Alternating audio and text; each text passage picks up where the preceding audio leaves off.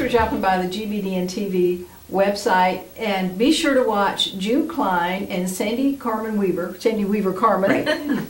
I get dyslexic. Watch their main interview on the front page, and I just have some follow-up questions, ladies. So you two never worked together before. You met at NSA Georgia. Met at NSA Georgia, yeah. What was the trigger that you knew you could work together? Well, it was an afternoon session, and you were helping people put humor in their presentations. And I had a Toastmaster presentation coming up, and I'm a lot of things, but naturally funny is not one of them. I'm a really good laugher. She really is. You want her in your audience. I'm a really good laugher. But I in this particular Toastmaster competition, it was the humorous speech contest, and I wanted to be able to actually give one. Yes. So her offering at the end of the day was a really good package of coaching for a really good price.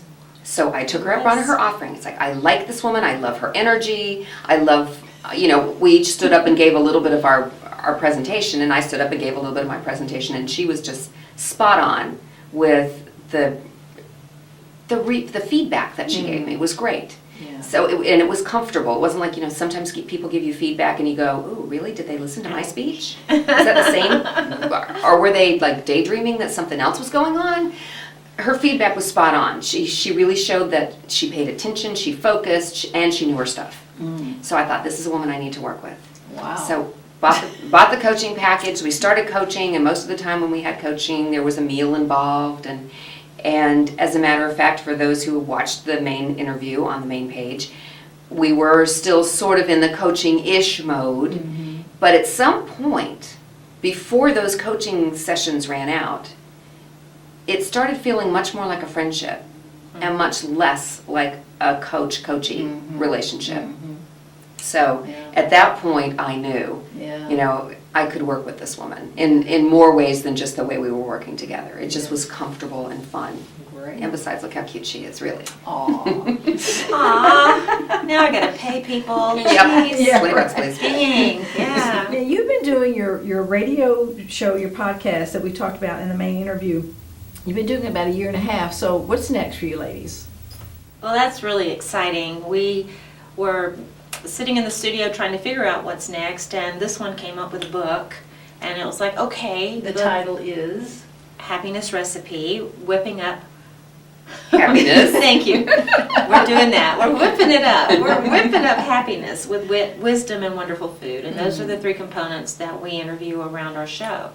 And then the book idea came up, and as we started talking about it and getting into it, I realized it was more than that. It wasn't about the book, it's about a movement.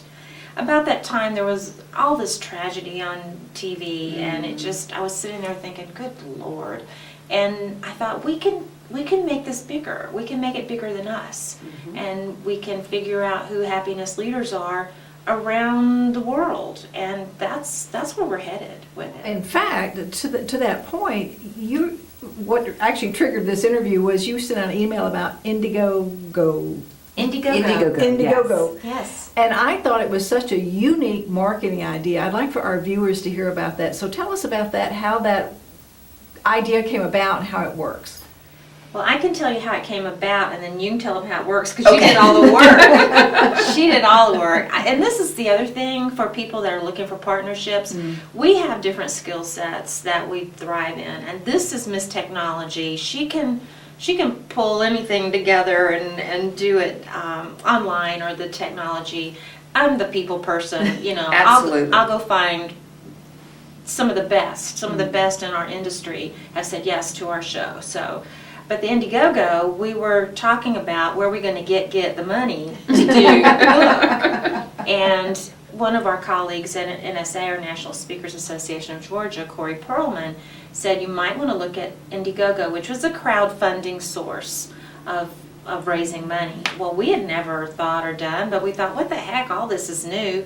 Miss Creative, got to try something, get out of the box. So we decided we'd try that. And then that was a lot of work. That was a lot of work, but it was a lot of fun too. It was fun. But it was, for anybody thinking of doing crowdfunding, it's a lot more work than you think it's going Yes. to be. Because you can't just put up the page and expect all of your friends are going to come find the page and they're going to go, oh, la la la, I want the package that costs $555. But you come up with fun packages and you come up with fun ways to talk about the package. Anybody who gives you money gets something. They're looking for something. Perks. Perks. Yeah, right, So they want a exactly. perk. So you make a whole list of perks, and our perks started from an electronic version of the book before anybody else sees it, and all the way up to a cruise. And we had a bunch of takers on the electronic version of the book. We had a bunch of takers on the single version of the book. We had a bunch of takers on the 2 copies of the book, and there were a couple more things in there. And then we had one taker on 5 copies of the book, and I forget what all else she got.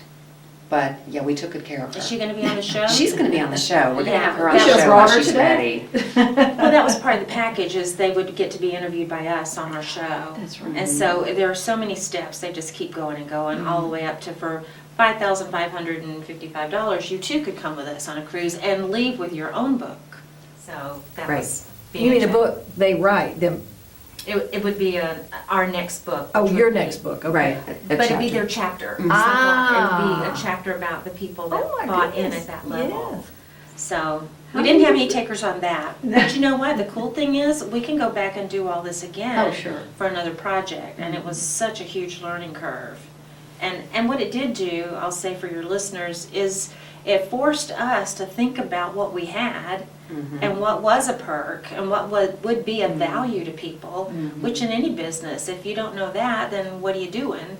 So we didn't know Yep. what we do. It was a great exercise. Yeah. Several days of an exercise. It took a Several. long time to Yeah. put that page together. Oh, my goodness. But we had fun with it. Wow. But it's a lot of use of social media, and we actually, one of the little secrets that crowdfunding sites don't necessarily tell you, but there are people out there making a very nice living selling you visits to your crowdfunding site so that they get you popped up to the top so that more people see you so that you get more money. It's like going on Twitter and buying Twitter followers. Right, Well, right. all the crowdfunding sites have those people who are going in there. You know, they might be Fiverr people. They're like, for $5, I will put a $1 contribution and send you out to 2,500 people. So, My goodness. there are creative ways to make money everywhere. Yeah. Speaking of social media, tell us what you do in social media in terms of marketing your projects, your book, and what you're doing, so our viewers can learn from that. Hopefully we don't whack people over the head with it too much. I'm hoping not. But we do the normal things. My top 3 are Facebook, LinkedIn, and Twitter.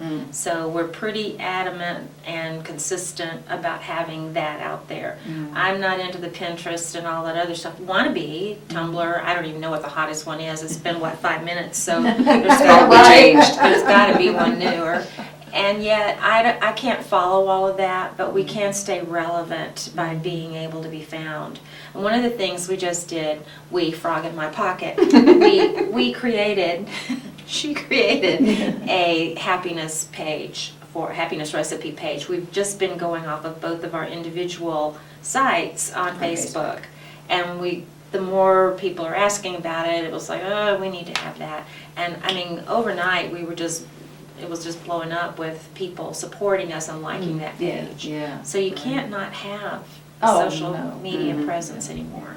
Yeah, that's, I meet people and they say, I want to start a business or I've got a business, but I want to stay in the background. You are the business. Right. Hello. Right. Yeah, Right. So it sounds like you ladies are doing everything just right, and I want to wish you an awful lot of luck because you deserve it. Thank you. Thanks for dropping by the GBDNtv blog, and be sure to watch June and Sandy's interview on the front page. And if you want to be interviewed on GBDNtv, just give me a call and we'll set you up. Thank you. Ladies.